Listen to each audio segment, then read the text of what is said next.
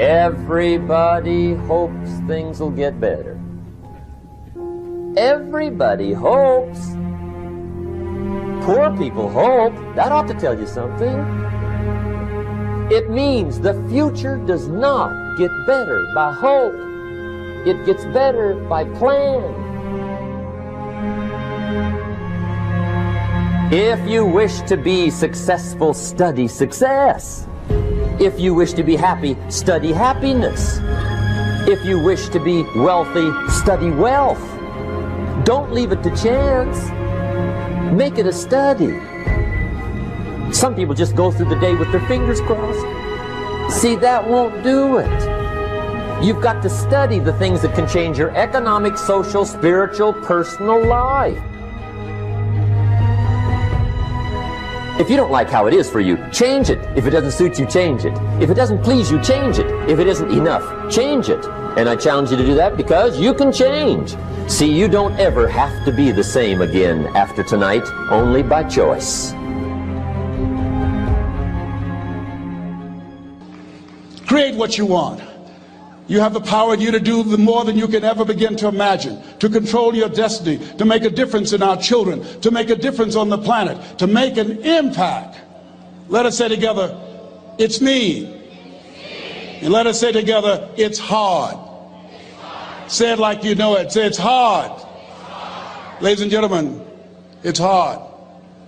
There are people who have seen their retirements taken away from them by the corporations that they work for. They were within 2 or 3 years of retiring, and they had it taken from them. The #1 entrepreneurs in this country now are senior citizens. The #1 employer, #2, McDonald's and Walmart. And there's nothing wrong with those jobs. I guarantee you those people did not have a plan to end up living their lives at the end of life with those types of jobs. And they didn't have a plan like you have, and while you're investing in yourself, not to. And it's hard. There are people making choices between purchasing prescription drugs or paying for gas or a mortgage note. It's hard when you're working on a job for 20 years, 30 years, give them some good years, and then they come in and tell you, we've downsized. In other words, you're fired. And then you have to start all over again. How many of you know it's hard? Raise your hands, please. It's hard. And it's not fair. One of the things I like about T. Harv is he talks about work and investing in yourself. It's not fair when people are going up against that kind of stuff to tell them just think positive and be enthusiastic and everything will work out all right. Ain't that kind of party. It's hard. Life will put some knots on your head. When people ask me, what does it take to be happy? I always tell them one word, progress. Progress equals happiness. Even if you're not where you want to be yet, if you're on the road, if you're improving, if you're making progress, you're going to love it. You're going to feel alive. On the other hand, it doesn't matter how successful you are. If you stop growing, you start dying inside. Now, how does this relate to this session on breakthrough? Well, I'll say it's really simple.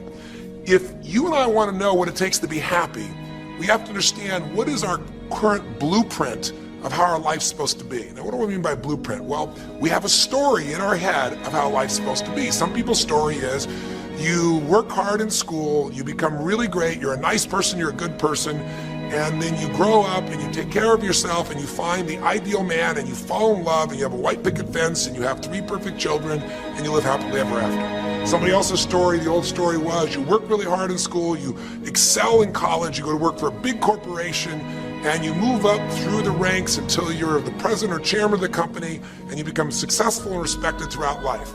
These are some old stories. Obviously, the stories that we hear today of what people's lives are supposed to be like are completely diverse. We no longer have these little archetypes, but one archetype still seems to remain. And that archetype is, in order for you to really feel like you're enough, many people believe they have to achieve an enormous amount. They may do it in different ways. They may do it by building a company and taking it public when they're 27 or 25 years old, or they find and create a new technology, or they become a very special doctor. But we live in a culture in the West that teaches people that you're not enough unless you do something really special and unique, and we define special and unique in interesting ways. A school teacher is not special and unique. A mother who stays home with her children day and night, sculpting their minds, their bodies, their souls, and their future is not special. We live in a world today where we treat teachers like they're nobody and pay them accordingly, and we wonder why our children seem to have challenges in learning and growing or being engaged in school. We spend thousands of dollars on some item like a computer, but what we look at overall, we invest in for the teacher and for that person who's the personal connection with them is so small. We live in a society where many women look down and say, well, you're just a housewife, you're just a mother. See, some of the pain we have in our society is not because there's one right or one wrong approach, but because we try to make everybody fit into some particular approach to life. The other thing is you look at your goals and look at your dreams. Repeat after me, please. I will fail my way to success. Yes, part of the reason why we have to continue to work on ourselves and surround ourselves with quality people is because you're going to have a lot of failures. You're going to have a lot of disappointments. Maya Angelou said, and it's true, I found it in my case, that most people go so far in life and then they park. They stop dead in their tracks. Why? Because they take some hits. When you have a goal and dream, think it not strange that you'll face the fiery furnaces of this world. You will have tribulations. Things are going to happen to you. I was in pursuit of my dream, and all of a sudden, boom, I got hit. A person that I thought I would be with for the rest of my life, I thought was my soulmate. I went through a divorce. I was embarrassed. I was humiliated. How can I teach people how to live their dreams? And I wasn't able to make my marriage work. I questioned myself. I took another hit. My mother was diagnosed with breast cancer.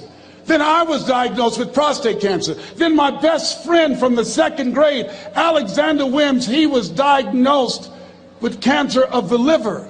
I took a hit, and life staggered me, and I parked. And I didn't turn on my emergency lights because I didn't want to call attention to myself. I didn't want anybody to come and say, hey, do you need a jump? No, I don't need a jump. I'm not out of gas. My battery is not dead. My heart is beating. I'm parked. Leave me be. I'm parked. I was in my comfort zone. I was doing just enough to get by. I was working on a job. They paid me just enough to keep me from quitting, and I worked just hard enough to keep from getting fired. How many know people like that? Blink your eyes if you understand what I'm talking about. I was parked. I knew I could do more. But when my mama died, it took something out of me. When I went through a divorce, it took something out of me. When my best friend died, it took something out of me. I parked.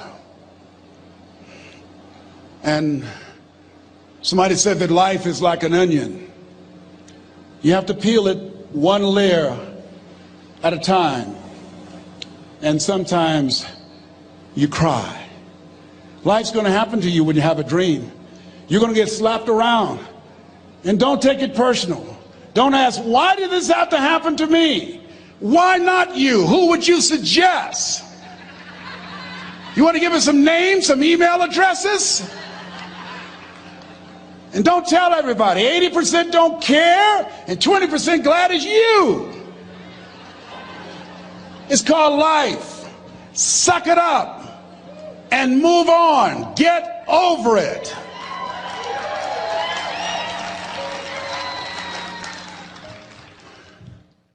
Here's what's going to make you happy or make you unhappy in life. It's real simple. Let's do a quick test. If you're in a situation right now where you look at your life, I know there's an area of your life that you probably feel pretty darn good about. Even if you're not happy with your finances, I bet you feel damn good close to your kids. Or if you're not close to your kids, maybe you don't have any kids, maybe you feel really good about your career. If you're doing not so good in your career, maybe you got a really great body that you've trimmed down or strengthened up, or you really shaped yourself the way you want, muscularly, or in the way you look. Or if that's not happening, maybe you feel a really special connection with God, or really close to your mother or father or your family, whatever. Almost everybody has an area of their life they feel really good about if they're honest and if they're fair to themselves. What's an area of your life you really feel happy about? And I want you to think about it for a moment, truthfully. What's an area in your life today that if you wanted to be happy about it, you really could feel proud about it? You could feel like it's an area you're doing darn well in. And if you're really hard on yourself, there's still an area. What's an area? I want you to think of it right now. And I want you to think of that area, whether it's your body or your finances or your career or your intimate relationship or your relationship with your kids or your relationship with your creator, whatever it is. I want you to think about, why are you happy with that area of your life right now today? Why are you happy with that area of your life right now today? Really think about it. If you were in a seminar with me, I'd have you write this down. And if you can put me on hold here for a second, because I'd like to reveal to you what the formula is for happiness. And if I say there's a formula for happiness and here's what it is, you're going to go, yeah, sure, that's what he says. But if you put down the answer and we can see the formula is real without me telling you what it is, you get to look at your own life and say it matches. You're going to know this is right. So you could stop this right now if you want, put me on hold, and just write down what's an area of your life you're really, really happy about, you're really pleased with, or you could be if you wanted to focus on it. And why are you happy with that part of your life right now? Even if you're not happy with everything, what's the area you're happy with and why? Put me on hold right now, or if you're not going to do that, just think for a moment. Why? Specifically, be real. Why? Now, when I ask this, if you turn me back on now, if I ask this of an audience, I'll have people write this down for a few minutes and I'll call on people and I'll say, share with the person next to you first. What are you happy about and why are you happy in that area? And be specific. And after they share, I'll have people stand up, I'll call on a variety of people and I say, ma'am, tell me, what are you happy about? And she'll say, well, honestly, I'm really happy with my body. She goes, I never thought I'd say that, but I used to be so unhappy with it. And you know, I did some things, I pushed myself through, and now I exercise regularly. And you know, I'm not perfect, but I feel fit, I feel strong, I feel energetic. And that's really, I don't know, it just feels good to me. Now, I say to everybody, I'm now going to show you what the formula for happiness is. And it's real simple. I want to reveal it to you so you don't ever forget it. Whenever you're happy with an area of your life, it's because right now, your current life experience, I call it your LC, your life conditions, the conditions of your life conditions in that area match or equal to your blueprint, your story, your belief about how life should be in that area. So this woman says to me, I'm really happy with my body because it's not perfect. Her blueprint is I don't need to be perfect, but it's so much better than it was. I'm fit and I'm strong and I have this energy. Her mental blueprint says I should be fit, strong, and have energy. I don't need to be perfect, but I should be that way. Well, when my life, my body matches how I think it should be, I feel good about my life. I'll ask somebody else. I'll say, tell me an area you're happy with. Someone else will say, well, I'm really happy with my career. And why? Well, I'm doing better than I even thought I would be. I mean, I'm ahead of the schedule of where I hoped I'd be at this stage. I'm working at this level in this company, and I have these skills and this ability, and it's even better than I thought. Well, once again, listen, this person's happy with this area of their life because their current life conditions in the area called their career are even better than they expected they would be, better than their blueprint, better than their belief of how it should be. If it's really better, you tend to be over the moon. One woman would say, I gotta tell you, I said, I'm the happiest I've ever been in my whole life. How come? She goes, because I have this man in my life and I'm in love with him and he loves me and I can be myself with him. And we have this incredible intimacy and this passion and we want to be with each other all the time. And I never get bored with him. Well, what's her blueprint? You want to be with somebody that you can have total intimacy with, somebody who you love and loves you. Those are part of her rules, her beliefs of how it should be. She said, it needs to be, I never want to be with anybody else. I want to be with them every moment. Her blueprint about how life should be and the way she lives, her relationship's even better than she hoped. When it's better than you hoped, you're going to be totally excited. So think about this then. What's an area you're not happy with? Let's see if we can find the formula for unhappiness. If the formula for happiness is to be able to meet your expectations or exceed them, that really makes you excited, but to be happy, you gotta at least meet it. It doesn't have to be perfect, but if you generally are meeting what you expect you want from your life in that area, you feel good. Life conditions match blueprint, feel good. So what makes you feel bad? What creates pain, stress, frustration? Real easy way to figure it out. Answer this question. What's an area of your life you're not happy with? If you ever go through something, hold your head up. If you ever make a mistake, hold your head up. If you ever do something that everything goes wrong, life catch you on the blind side, hold your head up. It's not over. Goethe said, that which does not kill you will make you stronger. Hold your head up. Shake someone's hand on your right and left and say, hold your head up. Who's impacting you? Who's in your ear? What influence do they have on you? Dr. Dennis Kimbrough said, if you're the smartest one in your group, you need to get a new group. So practice the principle of OQP, only quality people. And somebody's saying, Les, can I change them? No, it's a full-time job changing yourself. Some people are so negative, they'll walk into a dark room and begin to develop. My family members and friends call me crazy for going to seminars, spending money on books and tapes and going to seminars. When are you going to stop going? I said, when I die. That's when I'll stop. When does a man or woman die? When their dreams die. When do we die? When we stop developing ourselves, expanding our minds, challenging ourselves, raising the bar on ourselves. The best thinking that I had at that point in my life, it produced this life that I have. I need some help. I'm where Einstein was. He said the thinking that has brought me this far has created some problems that this thinking can't solve. I applaud you for investing in yourself, for coming here, flying thousands of miles, investing money in yourself. I can tell you, based upon my own experience, you have something special. You have greatness within you. What you're doing is different. You represent only 2% of the planet. One great American said, I choose not to be a common man. It's my right to be uncommon if I can. I seek opportunity, not security. I do not wish to be a kept citizen, humbled and dulled by having the state look after me. I want to take the calculated risk, to dream and to build, to fail and to succeed. I refuse to live from hand to mouth. I prefer the challenges of life to the guaranteed existence, the thrill of fulfillment to the still calm of utopia. I will never cower before the master, nor bend to any threat. It's my heritage to stand erect, proud and unafraid, to face the world boldly and say, this I have done. That's what it means to be a part of peak potentials. Your unquenching desire, an uncommon desire to manifest your greatness. Give yourselves a round of applause.